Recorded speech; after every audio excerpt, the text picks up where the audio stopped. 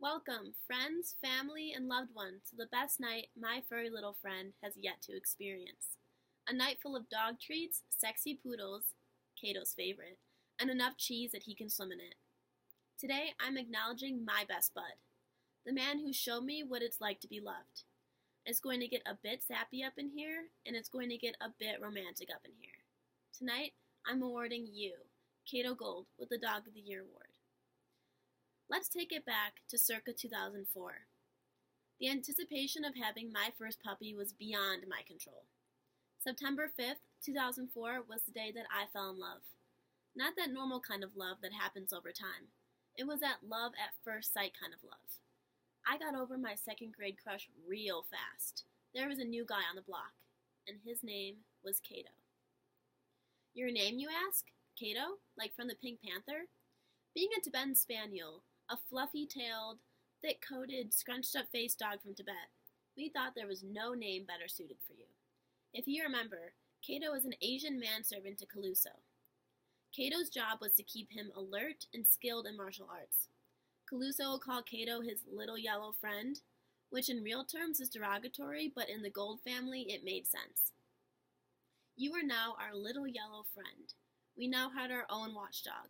Unfortunately, the closest thing to the Tibetan mountains was our kitchen table. The adventures of our kitchen table began when you were 2 months old. A little rascal, always looking to bite us, cuddle with us, or chase us around the house until we couldn't breathe anymore. Every night at dinner, you would sniff our toes until one seemed appealing. You would play tug of war with our socks and pull so hard with your little puppy teeth to the point of torture. You grabbed our socks and ran like the wind. What a fun time that was. What a great memory that was.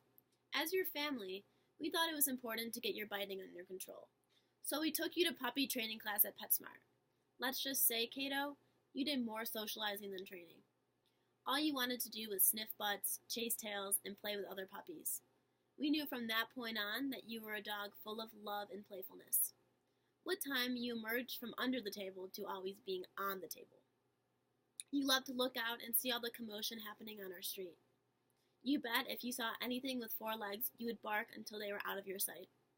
Cato, you're our version of Cato from the Pink Panther, always alert and looking out for our well-being. Over the past 12 years, you've been there for my ups and downs. You were there for every big occasion in my life, but you've really been there for me when I needed you the most. Cato, you have a sixth sense. When I cry, you're there cuddling with me. When I come home from college, you wag your tail so hard that I see a physical smile forming on your face. Who needs to be heartbroken by a real boy when you have a male dog that would never hurt you? We were like Romeo and Juliet, except we were both still alive and in love. I expected my first love to be human, eh? At least I didn't fall in love with the computer operating system like the man in the movie Her. I fell in love with a dog, but not just an ordinary dog. A dog who is more beautiful than most humans I've ever come in contact with. Cato, you are perfect in every single way. What you and I have isn't just physical. Yes, you might love to kiss me and get super close to my inner thigh, but we have something that I will never have with anyone else. Our love burns brighter than the sun. I've told everybody about you. I've told my friends, I've told my teachers, and I've told strangers I've met at parties. My goal wasn't to annoy others about you, but more to make them jealous of the dog that they don't have. I'm giving this speech to you, Cato, because you are so strong. With Dylan and I both in college now, you must feel so alone, so scared. I'm sorry, Cato.